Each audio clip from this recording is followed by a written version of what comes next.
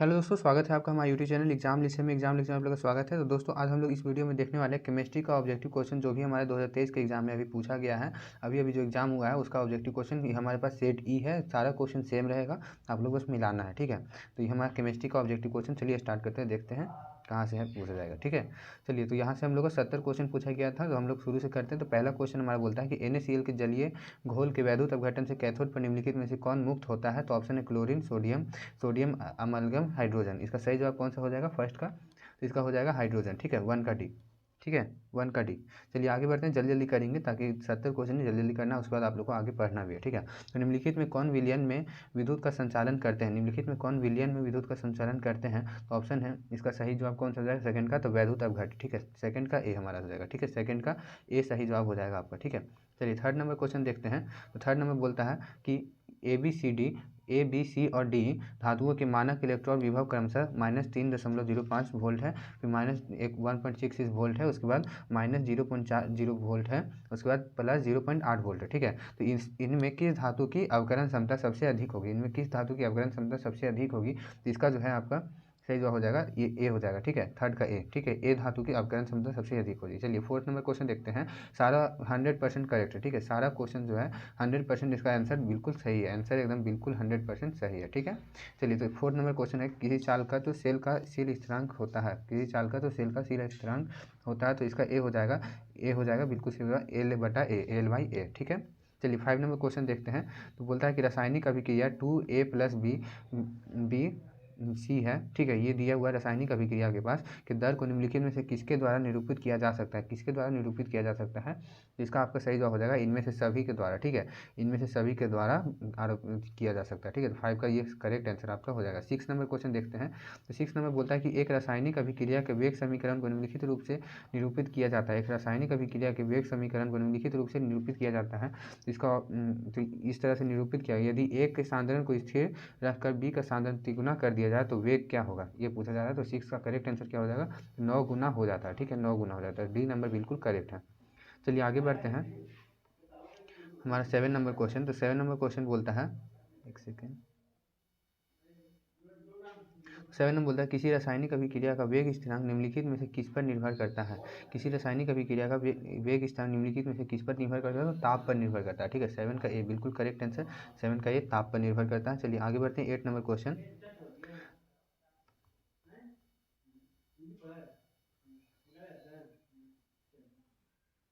चलिए 8 number question है,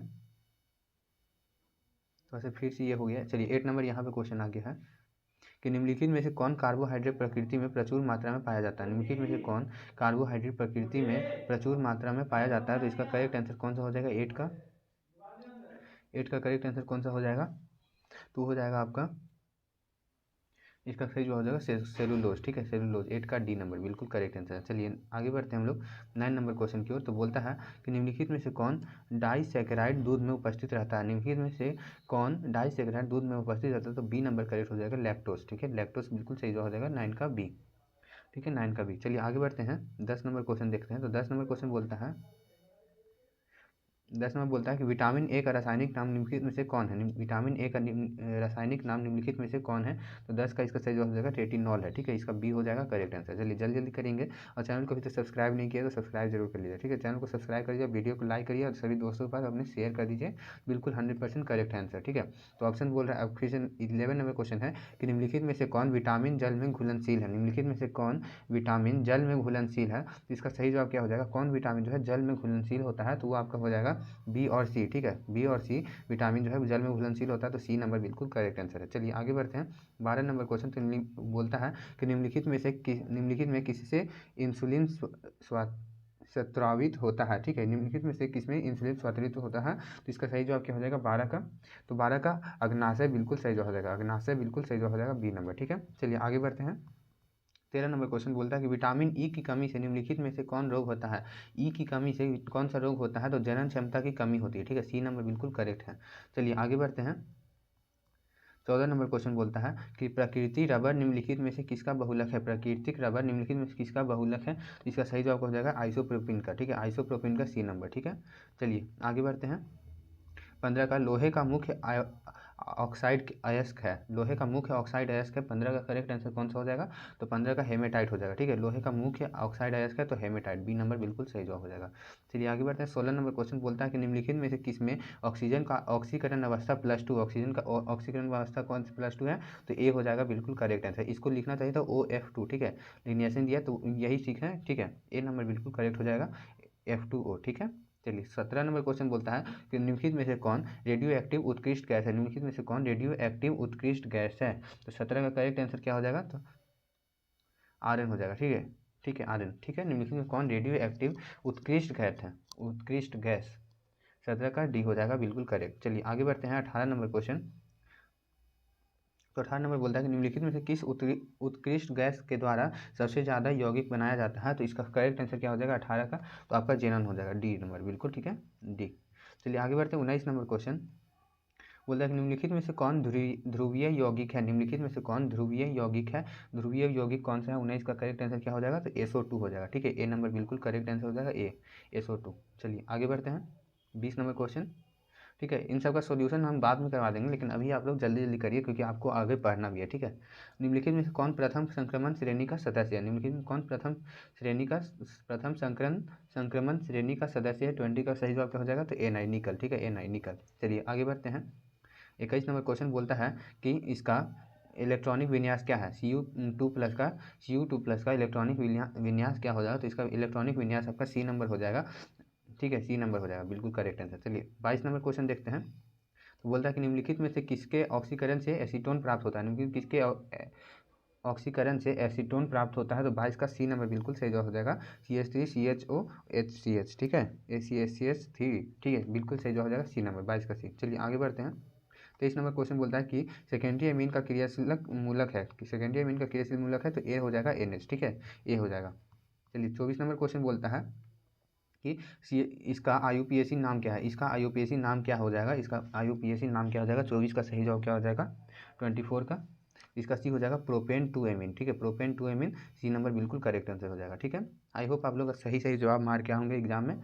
चलिए 25 नंबर क्वेश्चन बोल रहा है कि प्राइमरी अमीन की अभिक्रिया ग्रिग्नार्ड अभिकर्मक से कराने पर निम्नलिखित में से कौन बनता है। ठीक है, प्राइमरी अमीन की अभिक्रिया ग्रिग्नार्ड अभिकर्मक से कराने पर निम्नलिखित में से कौन बनता है, तो बताइए इसका करेक्ट आंसर क्या हो जाएगा 25 का, तो इसका ए हो जाएगा एक अल्केन। ठीक है, एक अल्केन बिल्कुल करेक्ट आंसर है 25 का ए। चलिए चैनल को सब्सक्राइब नहीं किया तो सब्सक्राइब जरूर कर लीजिए। ठीक है, सब्सक्राइब जरूर कर लीजिएगा ताकि नेक्स्ट जो आपका आंसर की हम देंगे वो भी आपके पास पहुंच जाए। ठीक है, सब्सक्राइब जरूर करिएगा।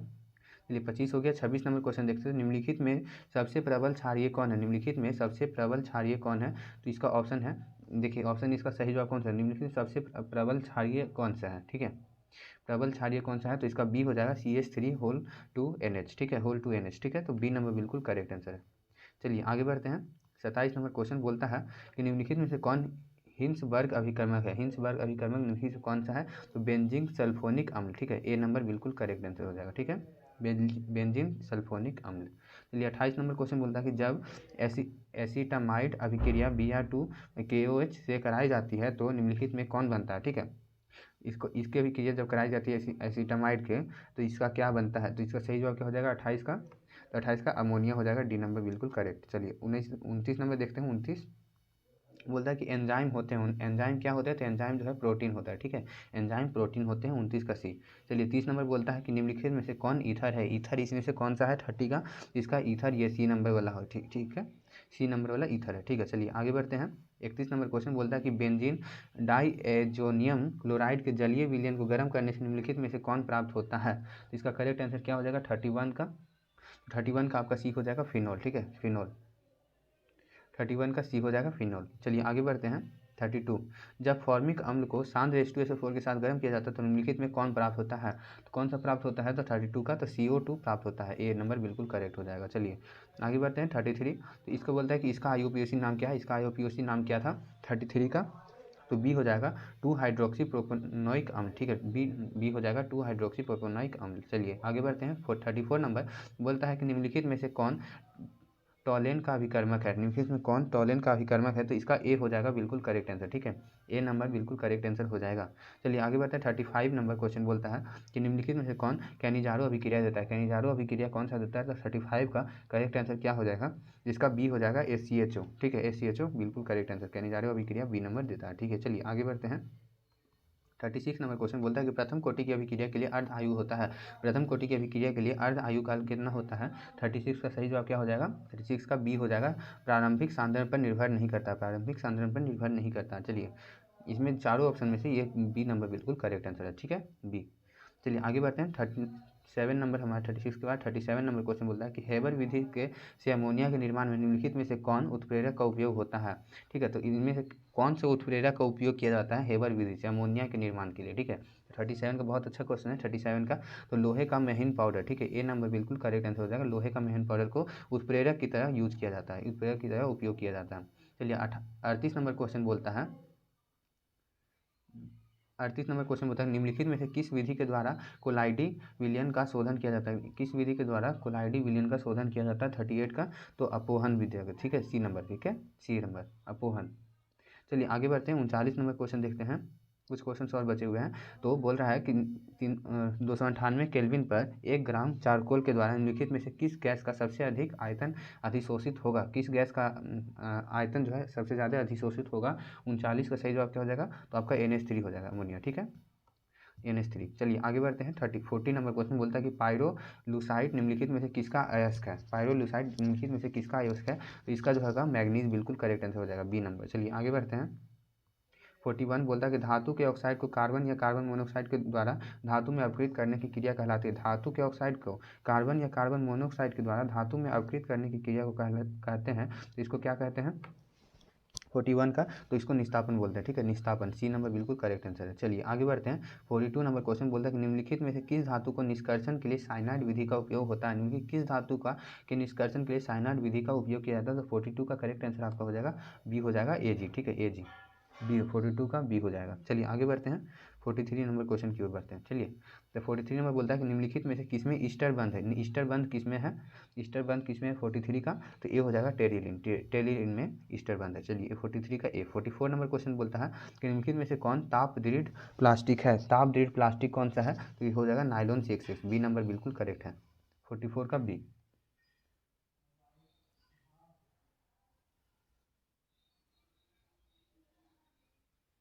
चलिए तो आगे बढ़ते हैं। 44 का बी हो गया।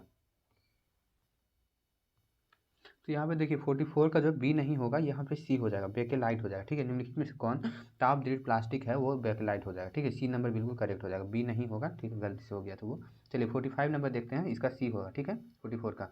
चलिए 45 का नंबर देखते हैं, निम्नलिखित में कौन पॉलीएमाइड है? पॉलीएमाइड निम्नलिखित में से कौन सा है? तो इसका बी हो जाएगा नाइलॉन 6, ठीक है, नाइलॉन 6 बिल्कुल करेक्ट आंसर हो जाएगा 45 का। चलिए 46 नंबर क्वेश्चन देखते हैं। तो 46 बोलता है कि निम्नलिखित में से किसका उपयोग एंटासिड के रूप में होता है? निम्नलिखित में किसका उपयोग जो है एंटासिड के रूप में होता है? तो वो ए हो जाएगा, मैग्नीशियम हाइड्रोक्साइड, ए नंबर बिल्कुल करेक्ट आंसर हो जाएगा 46 का ए। चलिए आगे बढ़ते हैं। 47 का सैकरीन है एक, सैकरीन क्या है? तो ये एक मीठा भी करता है, ठीक है, ए बी नंबर बिल्कुल करेक्ट हो जाएगा, सैकरीन एक मीठा भी करता है। चलिए 48 देखते हैं, निम्नलिखित में से किसका उपयोग साबुन के रूप में होता है? साबुन के रूप में किसका उपयोग होता है? C17H35 COONA हो जाएगा, ए नंबर बिल्कुल करेक्ट हो जाएगा, ठीक है, 48 का ए। चलिए आगे बढ़ते हैं। 49 नंबर क्वेश्चन बोलता है निम्नलिखित में से कौन प्रति ऑक्सीकारक है? निम्नलिखित में से कौन प्रति ऑक्सीकारक है? तो इसका सही जवाब क्या हो जाएगा 49 का? तो 49 का आपका इनमें से सभी हो जाएगा, ठीक है, इनमें से सभी बिल्कुल करेक्ट आंसर हो जाएगा। चलिए डी नंबर बिल्कुल करेक्ट। चलिए 50 नंबर क्वेश्चन देखते हैं। तो बोलता है कि CH3C इसका जो है IUPAC नाम क्या होगा? ठीक है, इसका IUPAC नाम क्या हो जाएगा? इसका IUPAC नाम बताना है आप लोग को। 50 का करेक्ट आंसर क्या हो जाएगा? तो 2-ब्रोमो-2-मेथाइल प्रोपाइन हो जाएगा, तो सी नंबर बिल्कुल करेक्ट हो जाएगा, 50 का सी। चलिए आगे बढ़ते हैं। 51 नंबर क्वेश्चन बोलता है कि एल्कील हैलाइड का उपयोग निम्नलिखित में से किसका निर्माण में होता है? एल्कील हैलाइड का उपयोग निम्नलिखित किसके निर्माण में होता है? तो इनमें से सभी हो जाएगा, 51 का डी आप लोग का बिल्कुल करेक्ट हो जाएगा, इनमें से सभी अल्केन, अल्कीन और एल्कोहल, ठीक है, तीनों के निर्माण में हम लोग एल्कील हैलाइड का उपयोग करते हैं। चलिए 52 नंबर देखते हैं, निम्नलिखित में से किस यौगिक का शून्य द्विआघूर्ण है? शून्य द्विआघूर्ण है 52 का, 52 का आपका CCl4 हो जाएगा, ठीक है, CCl4 हो जाएगा, सी नंबर बिल्कुल करेक्ट हो जाएगा। चलिए आगे बढ़ते हैं। 53 नंबर क्वेश्चन देखते हैं। बोलता है कि जिंक और जल के साथ क्लोरोफॉर्म के अवकरण से प्राप्त होता है। जिंक और जल के साथ क्लोरोफॉर्म के अवकरण से प्राप्त होता है, तो इसका हो जाएगा आपका एसिटिलीन। ए नंबर बिल्कुल करेक्ट आंसर हो जाएगा, ए नंबर एसिटिलीन। चलिए 54 नंबर क्वेश्चन देखते हैं। 54 नंबर बोलता है कि निम्नलिखित में से कौन आइडोफॉर्म परीक्षण नहीं देगा। आइडोफॉर्म परीक्षण कौन नहीं देगा 54 का, तो इसका डी हो जाएगा benzene alcohol, benzene alcohol, benzene alcohol, D number. चलिए आगे बढ़ते 55 नंबर क्वेश्चन देखते हैं। बोलता है कि ब्यूटेन टू ऑल है एक, ब्यूटेन टू ऑल है एक, क्या है ये एक, ब्यूटेन टू ऑल है कौन सा तरह का एल्कोहल है, कौन सा तरह का एल्कोहल है 55 का, तो वो आपका सेकेंडरी एल्कोहल हो जाएगा, सेकेंडरी, बी नंबर। चलिए आगे बढ़ते हैं। 56 नंबर क्वेश्चन बोलता है कि निम्नलिखित में से कौन जल में घुलनशील है। निम्नलिखित में से कौन जल में घुलनशील कौन सा है 56 का, इसका हो जाएगा CH3OH। ठीक है, ये जल में घुलनशील होता है 56 का ए। चलिए आगे बढ़ते 57 नंबर बोला क्रिस्टलीय तंत्र की कुल संख्या होती है। क्रिस्टलीय तंत्र की कुल संख्या होती है, तो इसका ए हो जाएगा 7। ठीक है, 7 क्रिस्टलीय तंत्र की कुल संख्या होती है, तो 7 होती है। चलिए आगे बढ़ते हैं। 57 के बाद 58 नंबर क्वेश्चन बोलता है कि निम्नलिखित में से कौन सहसंयोजक ठोस है। सहसंयोजक ठोस 58 का कौन सा हो जाएगा, ये बी हो जाएगा हीरा। ठीक है, हीरा, हीरा। निम्नलिखित में से कौन सा संयोजक ठोस है, तो हीरा सहसंयोजक ठोस है। चलिए 59 नंबर क्वेश्चन देखता है। बोलते हैं किसी धातु की षष्ठभुजीय सीमित पैकिंग संरचना में समन्वय संख्या होती है। समन्वय संख्या कितनी होती है, तो 59 का आपका 12 हो जाएगा। ठीक है, 12 होती है। ठीक है, 12, डी नंबर। चलिए आगे बढ़ते हैं 60 नंबर क्वेश्चन की ओर। तो बोलता है कि निम्नलिखित में से कौन आदर्श घोल नहीं है। इसमें से आदर्श घोल नहीं है बोल रहा है। 60 का आदर्श घोल नहीं पूछ रहा है, तो इसका हो जाएगा क्लोरोफॉर्म एसीटोन। ठीक है, क्लोरोफॉर्म प्लस एसीटोन। चलिए आगे बढ़ते हैं। 61 का क्वेश्चन देखते हैं। तो बोलता है कि 10 क्वेश्चन और बचा है। निम्नलिखित में से कौन अर्ध पारगम झिल्ली से निकल पाते हैं। इसमें पूछ रहा है कि कौन जो है अर्ध पारगम झिल्ली से निकल पाता है, निकल कौन सा पाता है, तो वो आपको पूछना है। 61 का करेक्ट आंसर क्या हो जाएगा, विलायक के अणु जो है, विलायक के अणु जो है निकल पाते हैं। ठीक है, विलायक के अणु जो है अर्ध पारगम झिल्ली से निकल पाते, विलय के अणु नहीं निकल पाते, ये सब नहीं निकल पाते, विलायक के अणु निकल जाते हैं। चलिए 62 नंबर क्वेश्चन देखते हैं। यदि 18 ग्राम ग्लूकोज को 1000 ग्राम घोलक में घुलाया जाता है, तो उस घोल को कहते हैं, उस घोल को क्या कहते हैं 62 का, तो उसको 0.1 मोल कहते हैं। 0.1 मोल, इसको सोल्यूशन करिएगा तो आ जाएगा। ठीक है, चलिए 63 नंबर क्वेश्चन बोलता है निम्नलिखित में से किसका क्वथनांक सबसे अधिक होगा। सबसे अधिक क्वथनांक किसका होगा 63 का, तो आपका सी नंबर हो जाएगा बिल्कुल। एक जल में 1% NaCl। ठीक है, जल में 1% NaCl, 63 का सी। चलिए इसका सबसे ज़्यादा क्वथनांक होगा। चलिए 64 नंबर क्वेश्चन देखते हैं। बोलता है कि निम्नलिखित संक्रमण तत्व के आयनों में कौन अणुचुंबकीय है। इसमें से आयनों में कौन अणुचुंबकीय है 64 का, तो हो जाएगा Cu2+। अणुचुंबकीय पूछ रहा है कि अणुचुंबकीय कौन सा है 64 का, तो आपका बी हो जाएगा कॉपर। ठीक है, चलिए 65 नंबर क्वेश्चन देखते हैं। बोलता है निम्नलिखित में से किसे मुद्रा धातु कहा जाता है। मुद्रा धातु किसे कहा जाता है, तो सी हो जाएगा कॉपर, कॉपर सिल्वर और गोल्ड। ठीक है, CuAg और Au, कॉपर सिल्वर गोल्ड। चलिए 65 के बाद 66 नंबर क्वेश्चन देखते हैं। बोलते हैं कि समन्वय यौगिकों के लिए सबसे पहला महत्वपूर्ण सिद्धांत किसने दिया। समन्वय यौगिकों के लिए सबसे पहला महत्वपूर्ण सिद्धांत किसने दिया, तो वर्नर ने दिया था। सी नंबर बिल्कुल करेक्ट, वर्नर। चलिए आगे बढ़ते हैं। 67 नंबर क्वेश्चन बोलता है कि निम्नलिखित में से कौन एक द्विक लवण का उदाहरण है। एक द्विक लवण का उदाहरण 67 का करेक्ट आंसर कौन सा हो जाएगा, तो पोटास एलम बिल्कुल करेक्ट आंसर हो जाएगा। सब्सक्राइब नहीं किया अभी तक चैनल को, सब्सक्राइब जरूर कर लीजिएगा। ठीक है, सब्सक्राइब कर लीजिए हमारी एग्जाम लेक्चर यूट्यूब चैनल को। ठीक है, चलिए और सभी के पास शेयर कर दीजिएगा इस वीडियो को। पोटास एलम इसका करेक्ट हो जाएगा 67 का। चलिए आगे बढ़ते हैं, 2-3 क्वेश्चन और है, देख लेते हैं। तो 68 नंबर बोलता है कि निम्नलिखित में से कौन बाइडेंटेट लिगेंड है। निम्नलिखित में कौन बाइडेंटेट लिगेंड है, इसका सही जवाब क्या हो जाएगा 68 का, तो 68 का बी हो जाएगा एथिलीन डाईएमीन, एथिलीन डाईएमीन, बी नंबर बिल्कुल करेक्ट आंसर हो जाएगा। चलिए 69 नंबर क्वेश्चन बोलता है कि इसमें पीटी की ऑक्सीकरण संख्या क्या है। इसमें इस यौगिक में पीटी की ऑक्सीकरण संख्या क्या हो जाएगा, ऑक्सीकरण संख्या निकालना है। इसका करेक्ट आंसर आप लोग को देखिए बी नंबर हो जाएगा, बी नंबर +2। ठीक है, चलिए आगे बढ़ते हैं हम लोग। 70 नंबर क्वेश्चन बोलता है कि निम्नलिखित में से कौन विनाइल हैलाइड है। विनाइल हैलाइड इनमें से कौन सा है 70 का, इसका सही जवाब क्या हो जाएगा, तो ये वाला हो जाएगा बी नंबर। ठीक है, बी 70 का बी नंबर आप लोगों का लास्ट का करेक्ट आंसर जो हो जाएगा बी नंबर। सारा का क्वेश्चन, सारा सेट में आंसर सही है, सारा सेट में का जो क्वेश्चन है वही सेम टू सेम रहता है, तो आप लोग इससे मिला सकते हैं। ठीक है, ठीक है, तो इसका 70 का बी हो जाएगा। तो आई होप इसमें से जो भी क्वेश्चन है सारा 100% सही है, आपका 100% सही है इसका आंसर। ठीक है, सारा क्वेश्चन का आंसर सही है। ठीक है, तो आप लोग चैनल को सब्सक्राइब कर लीजिएगा। ठीक है, हमारे एग्जाम लेक्चर चैनल को सब्सक्राइब जरूर कर लीजिएगा, ताकि आपके पास अगले भी जो वीडियोज़ आएँ वो सबका नोटिफिकेशन आपके पास पहुँच सके। ठीक है, चलिए मिलते हैं हम लोग नेक्स्ट वीडियो में, तब तक के लिए बाय, जय हिंद।